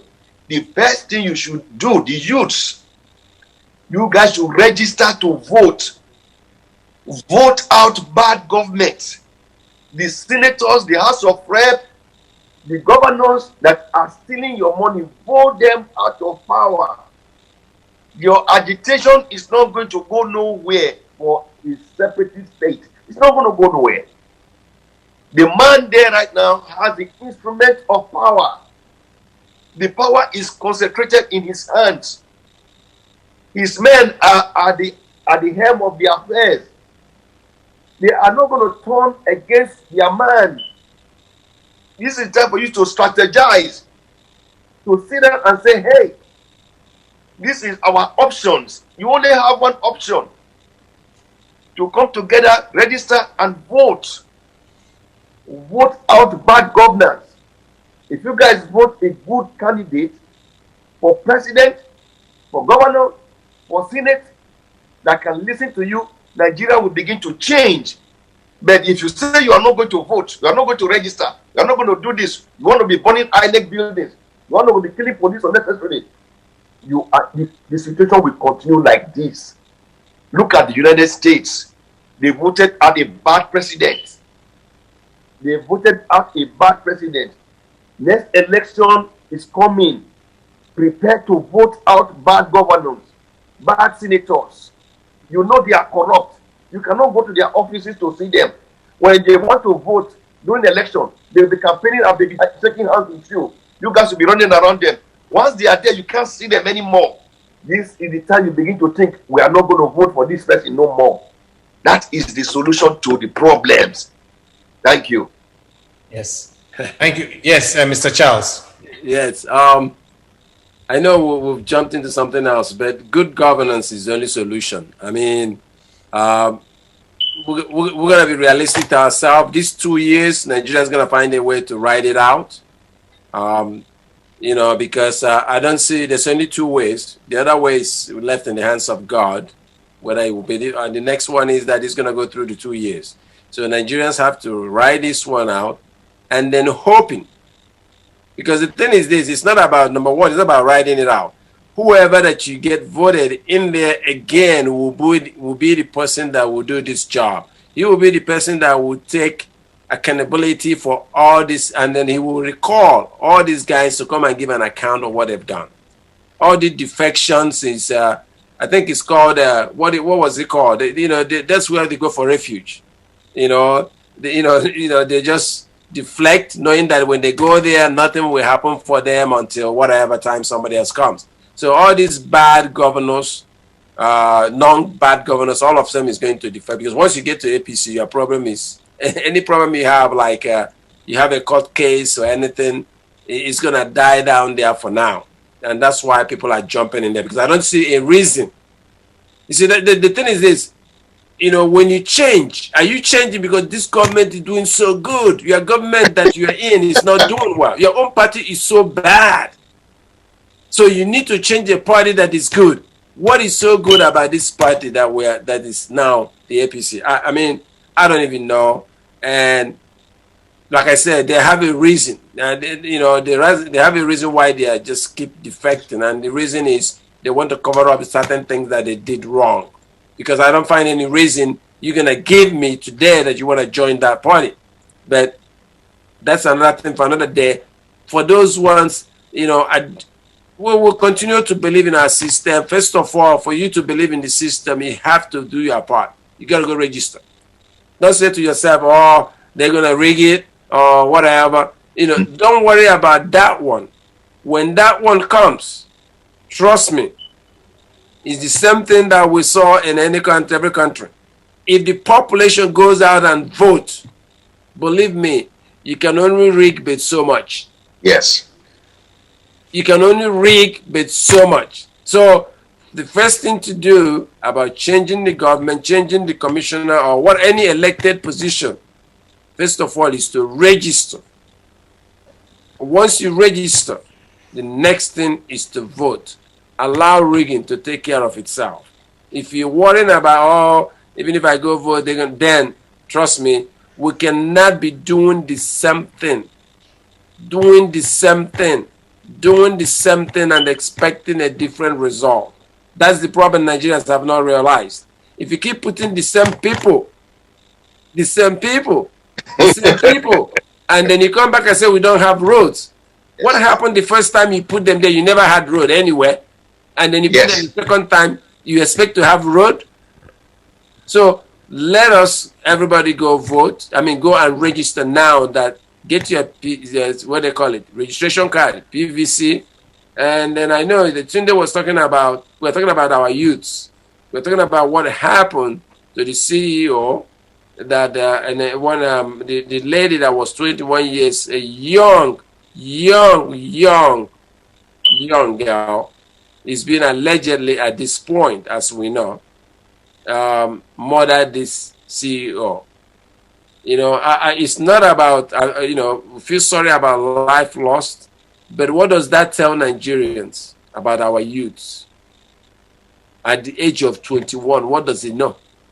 He will take a knife and stab the first one, put it out, stab the second time, take it out and stab the third. I mean, come on, a 21-year-old doing this. A lot of Nigerian youths now are doing drugs so bad. There's so much in drugs you cannot believe. This is something Nigerians have to look at. I know people will say, oh, we have not eaten first. We have not even, we have not security. And you're talking about drug. But this is some of the results of what drug is doing to our youths. Gang, guys, and Queen, I have a question to pose to you guys, and I'm going to go to the Bible on this one. If you remember the character Nathaniel, he asked a question after learning about Jesus, you know, coming from Nazareth. He asked, you know, what good can come from Nazareth? You know, and I know every week we seem to be talking about the enormous issues or the enormous problems that are just plaguing Nigeria. Can anything good come from Nigeria? And if so, how long do you guys think that it would take? I mean, is this something within the next few decades, you know, that we're going to be able to see that transformation in Nigeria? Or is this just something that eventually, you know, no good can come from Nazareth, unfortunately, and you may see Nigeria, you know, on the brink of war, you know, civil war? You know, I mean, what do you guys think? Do you guys think that within, you know, is this something that can be transformed? Is this something that can change?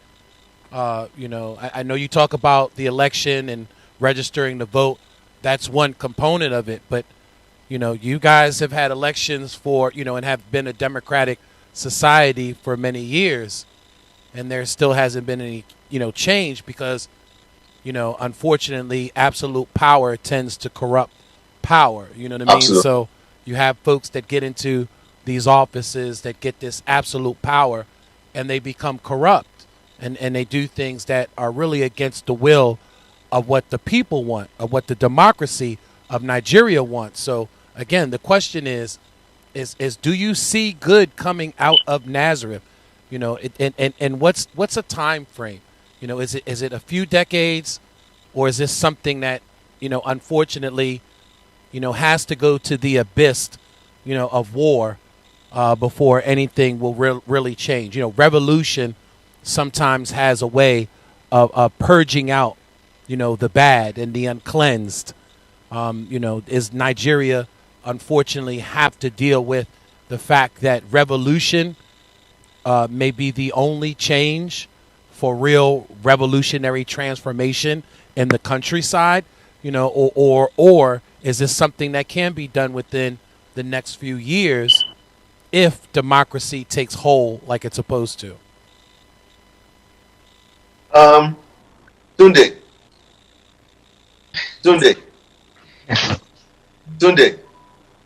Yeah, go ahead. Yeah, go ahead. Tunde will Okay, take it down. Yeah. I can answer. Let me answer that question. I personally believe in Nigeria. I believe so much in Nigeria. I know we have the potential to be a great country. So many countries have been through what we are going through now. Ghana has been able to find its foot. Ghana has been able to find its footage. Ghana is on a path to success. Ghana is now working. The president of Ghana, Akufo-Addo, is working. I happen to know this, the brother-in-law, my friend, is working for Ghana. Ghana is working. And I believe, I solemnly believe that Nigeria is going to find its footing. What we have right now is a bad government. We have a bad government right now. We have a sectionalist, a nepotistic president right now. He came in with an agenda that most Nigerians didn't know was going to happen. He came and told Nigerians that he's a changed man. He came 1986 or so, around 83. He came, he was booted out of office for his ineptitude, for his sectionalism. So he went into his cocoon and stayed there for a very long time. Nobody paid him no mind. He ran for election 3 times. He failed woefully. So he was able to, talk to people from the Southwest, that he's a changed man. That he's a changed man. So they gave him they gave him a chance. They gave him a platform. He ran, and because of what we're going through with the other president, who wasn't a sectionalist, but the economy was bad, the security was not even as bad as it is right now. They voted for this man. Now he spent 4 years. He came up with, an agenda to divide Nigeria, to introduce, to fulanize Nigeria, and to bring Ruga into the country. Now that is the problem that we are having. He has 2 more years. Fortunately, has 2 more years to be there. And like Charles said, we just have to wait it out. We just have to. That's all right now. You understand? If you do anything, they're gonna charge you for treason. They're gonna charge you for treason. If you want to do revolution, it's treason. So all I think we can do right now is wait patiently and hope we will all survive these 2 horrible years. Hopefully, the people will come out to vote and vote out his party and pick candidates that can say, yes, let us put the past behind us. Let's move forward and build and start building. I think we can do that in a matter of 4 years, or the first when he's pushed out, when his term expires in 2 more years, the next person will come in 4 years, you understand, and we can begin to see changes. I think there is hope for Nigeria. Yes, Mr. Adodo. I echo everything you have said. I believe in Nigeria. I can't even say 100%. I can say maybe 1,000% if something like that happens. I believe in the will of a people. I believe also in the power of prayer. So, like we have all said on this program, please do not exempt yourself from voting. Do not exempt yourself from getting your voter's card when the time comes. Register. We will use this platform to encourage people to register and vote. Yes. Thank you. We will go online and we will make sure, we will go on Twitter because I don't like Twitter. We will use Twitter to make sure people register. We will use that platform to encourage Nigeria to register. So even they do all their rigging, if we register and vote enormously, it will amount to nothing. So that's the only way. So we're just going to hold on. It's 2 more years. We're going to write them out, let them do all their atrocities. When we go, then we'll start working. The people that are running to APC, I do not know what they are thinking, because APC is a party you should stay away from right now. If you're running to APC to protect your position, to protect what is going on, APC will be out of power in the next 2 years. I guarantee that, because Nigerians are suffering. People are tired. Tunde, So, I mean, and the essence of, Tunde, I'm an APC member. yeah, I'm sorry for you.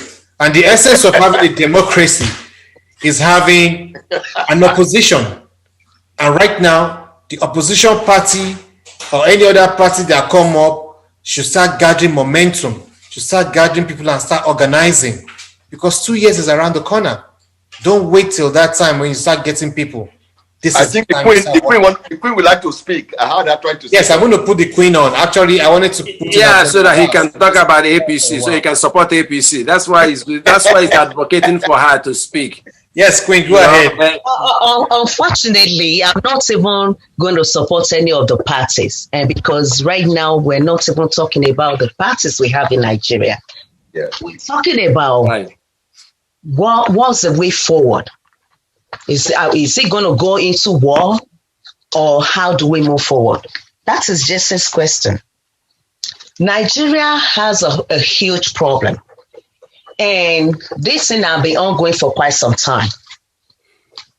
They've been talking about referendum. If they have allowed that to happen, possibly we won't get to this level we are. But it's now too late, because some set of people don't want that to happen in Nigeria. And I doubt it. Nigeria is overstretched.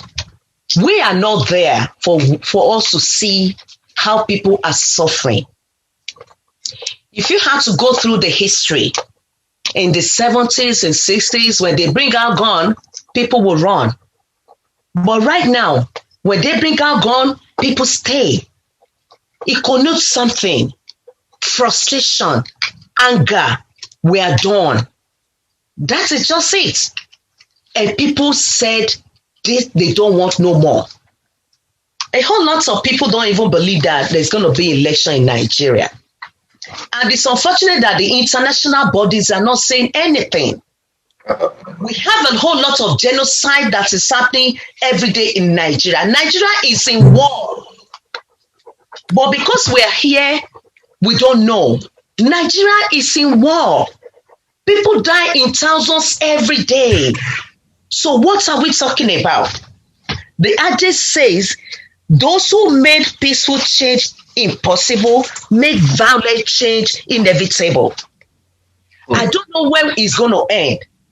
We don't know where Nigeria is going.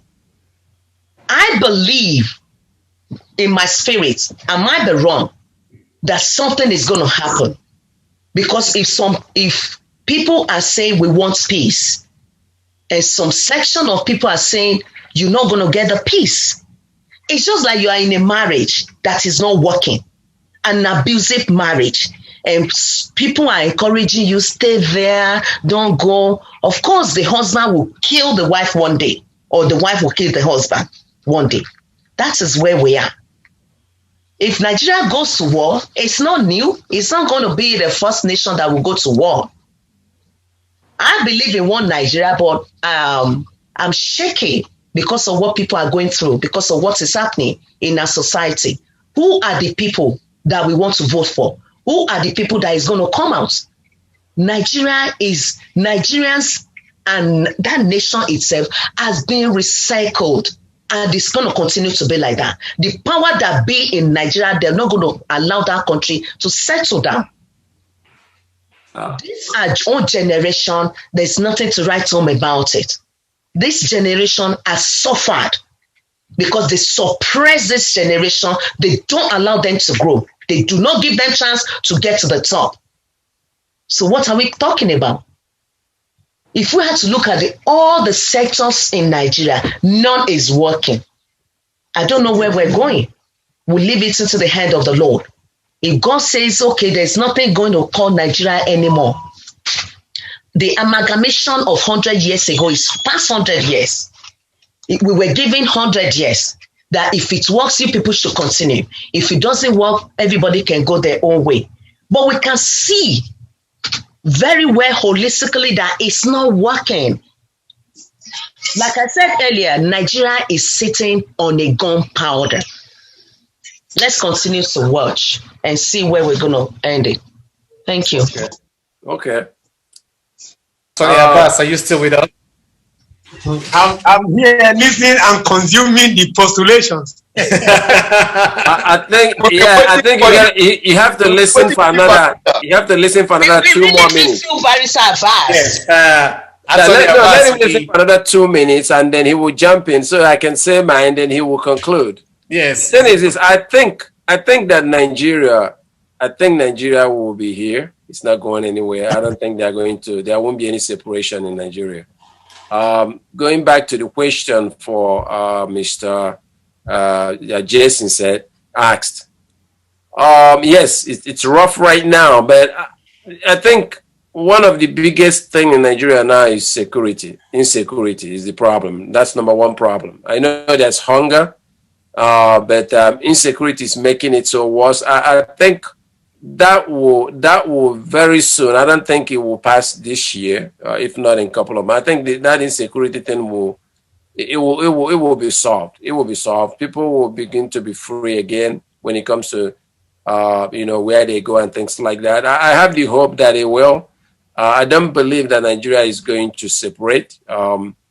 It's not that easy. I mean, the only way that I can agree that Nigeria was, if you're going to divide Nigeria into 10, if you can't divide it anything less than that, it's not going to work. So I don't think Nigeria will, one of the biggest problems is that restructure. At some point, I don't know when that is going to come, but that will be the only thing that will probably save it. And it will happen. It will happen moving forward. Nigeria will have to restructure, referendum, whatever you may call it, but it's not going to divide. There will be good things that will come out of Nigeria after all these things. Good things will come out of it. It's going to be the youth probably is going to play a very, very important role in that. The government will get them involved. They will get the youth involved. I know these old politicians, trust me, they are not sleeping now. No, they are not sleeping now. Some of them is going to go back and face this. They're going to go back and face this crowd again to tell them, I need you to vote for me. If you guys been following the politics of Anambra is another hot state right now when it comes to election. There's a governor, there will be a governor election coming in November.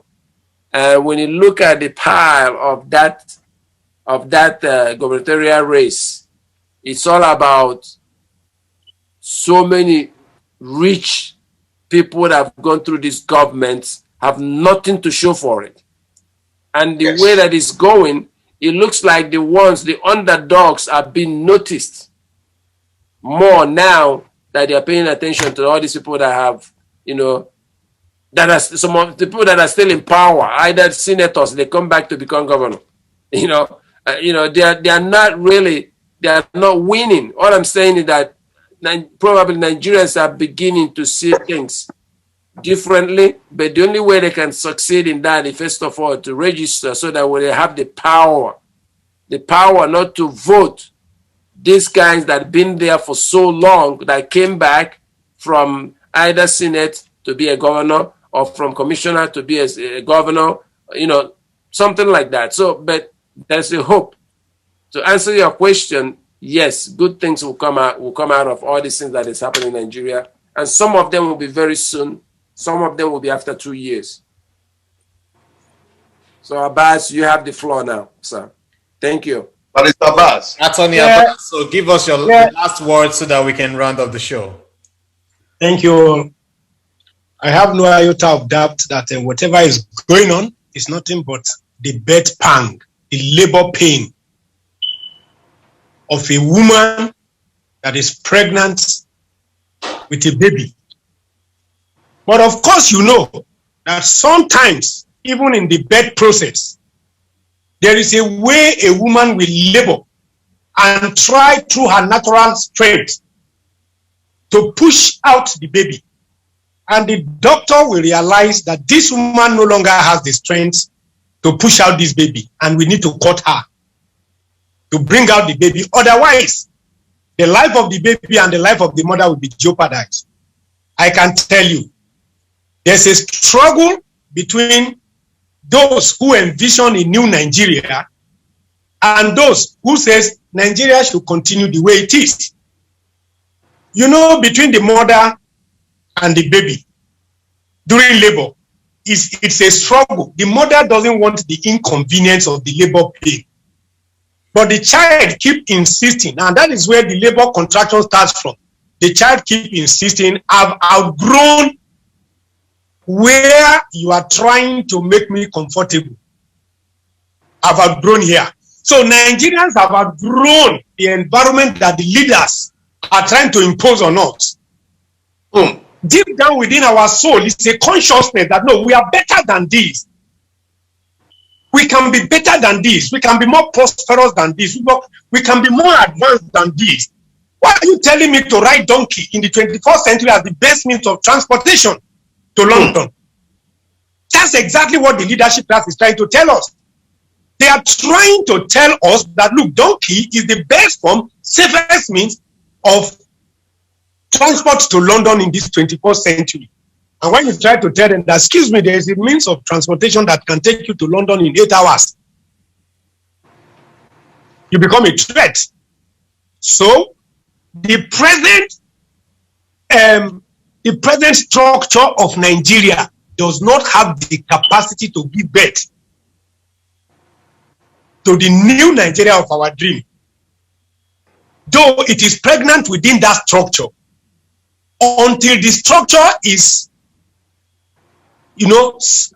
cut through, there must be an operation in the structure for the new Nigeria that we envisage to come out. This present structure cannot give birth. Look, if you like, conduct election 20 times all over. So long, look, we must be students of history, very simple. It is not rocket science. Any nation where you have multicultural, multi-ethnic, and multi-religious, and multi-ideological, and multi-philosophical inclination, organize them into a federation. Let the Yoruba that have similarity in culture and language, let them be in one side. The Hausas, who has one ideological belief or religious belief and cultural belief, let them stay on their own. Let them come together as a federating unit. Donate power to the federal government for purpose of foreign affairs, monetary policy, and defense. Let everybody develop. So the present structure, until we all sit down and look at each other, eyeball to eyeball, and say, yes, we can live in peace. But for God's sake, if somebody believes in smoking Indian hemp, you don't have to kill the person. All we need to agree is that, please, if you want to smoke your Indian hemp, please, can you take it into your room or go to the mountaintop to smoke the Indian hemp, because I don't like hemp. I don't have to kill you. I don't have to stab you. If I believe in drinking wine, it shouldn't become a crime that you take the sword and kill me because I drink wine and you don't believe in drinking wine. No. So we must come together, sit on the table, look each other eyeball to eyeball, and the reason is very simple. When 1960, our fathers were going into independence, they were united to say, look, let us drive away the colonial master first, then we come back in-house to sit down and agree on how we are going to relate. They had the 1960 constitution. Immediately after the colonialists were driven away, they sat down and told themselves the truth. We have our differences, and the best way is that we need to run a region. Let the Igbo man have an Igbo premier and let him run his sister Nigeria. Let the North have their northern premier, run the North the way they like, and let the West have a western premier that understand their language and let them run their life the way they want. We meet at the center until we go back and tinker with the structure of Nigeria. We cannot give birth to the kind of nation that this. The reason why America is America today is because of the federal system they are practicing.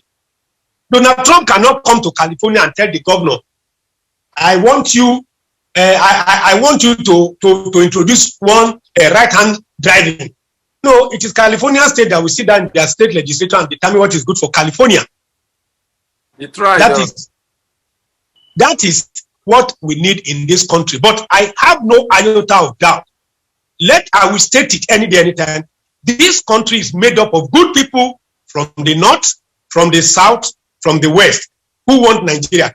Remember, they are not June 12th election from the north, but a northern prince, Colonel Abubakar Umar, yes, sacrificed his commissionship in the army, Nigerian army. Yes, this is a prince that would have rose to the rank of a general in the army. Easy. There is no iota of that he would have retired as a general.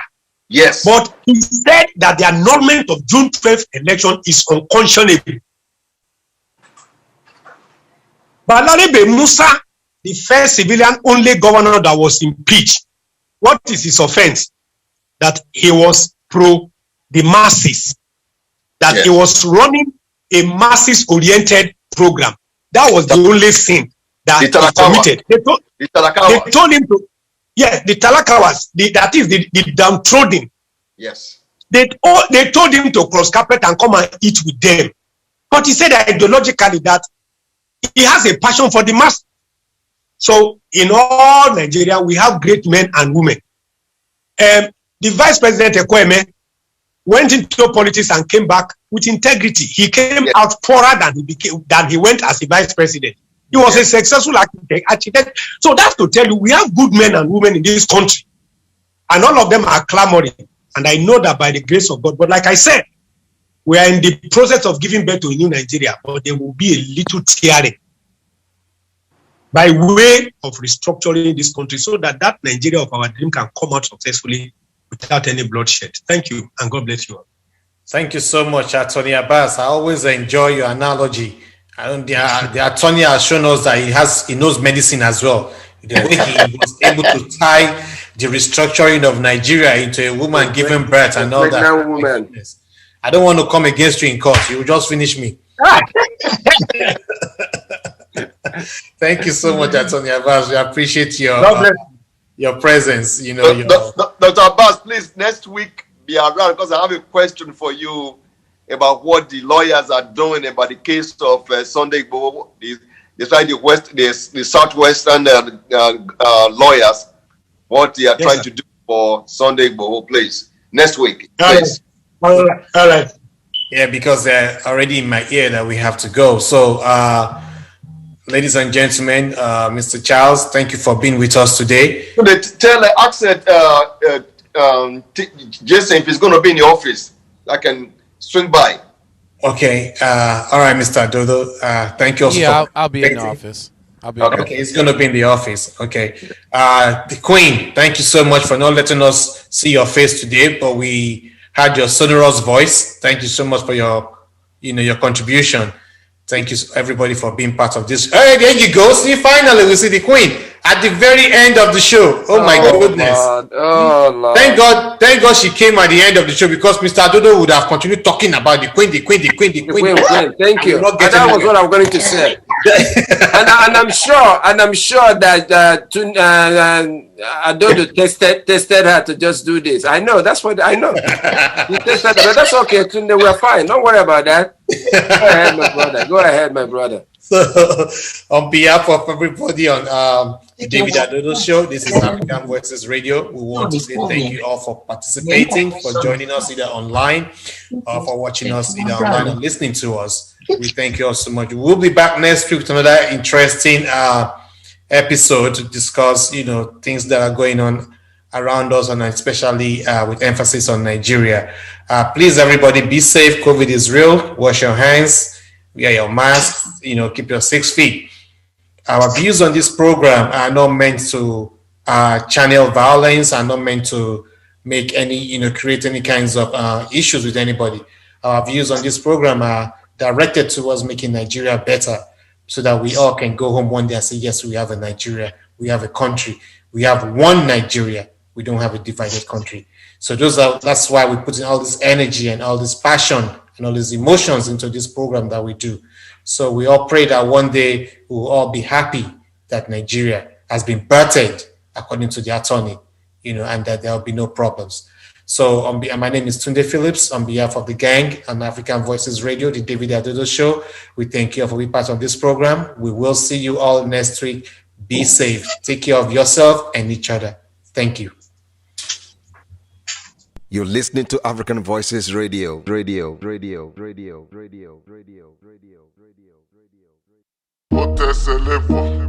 Yahoo ni babaláwo, ó lè lé everybody, ẹni lè mọ bá ṣáà ní gbàyàwó.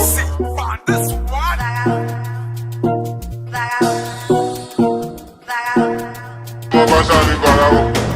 Ó tẹ̀sẹ̀ lé, Yahoo ni babaláwo, ó lè lé everybody, ẹni lè mọ bá ṣáà ní gbàyàwó.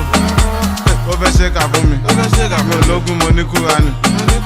Mo lè ṣàdúrà mi, bí ṣe ṣàdúrà mi, Allah ń gbàdúrà mi.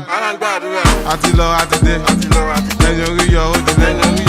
Ẹni bá lọ ló bá dé, ìgbà tí ń padà dé, ṣe lọ dé mi ládé. Kádé kó pẹ́ lórí, bí bàtà kó pẹ́ lẹ́sẹ̀.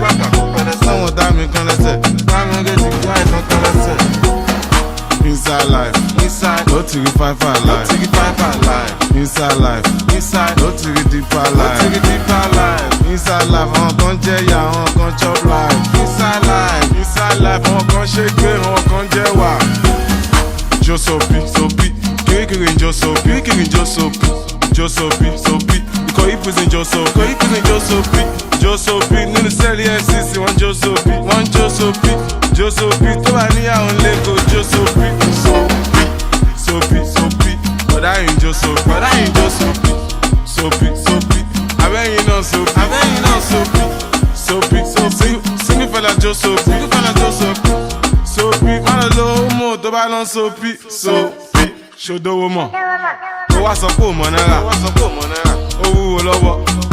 Ìwọ ṣàṣẹ sí náírà, ajá fẹ́ dènà dẹkùn, kékeré ẹkùn máa ṣẹgbẹ́ ajá, wọ́n bẹ́ẹ̀ ni, má fọ̀, àwọn náà fẹ́ wàhálà.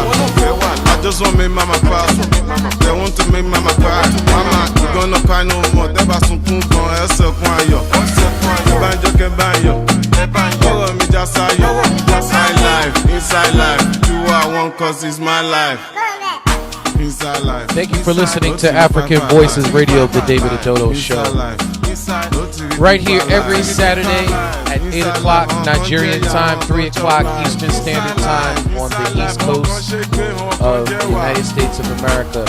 If you'd like to get in contact with African Voices Radio, the David Adodo Show, please send us an email. We'd love to hear from you. It's AfricanVoicesRadio@gmail.com. Again, AfricanVoicesRadio@gmail.com. Also, if you have any Afrobeats music that you'd like to feature on our show, please submit it in a MP3 format to AfricanVoicesRadio@gmail.com. Again, that's AfricanVoicesRadio@gmail.com. Until next week, family, be safe, be blessed. Make sure to please wash your hands and practice social distancing. Still wear your mask, even though you may be inoculated and you may have your shot. Still, until we are over this pandemic, it is still advised to wear your mask and practice social distancing.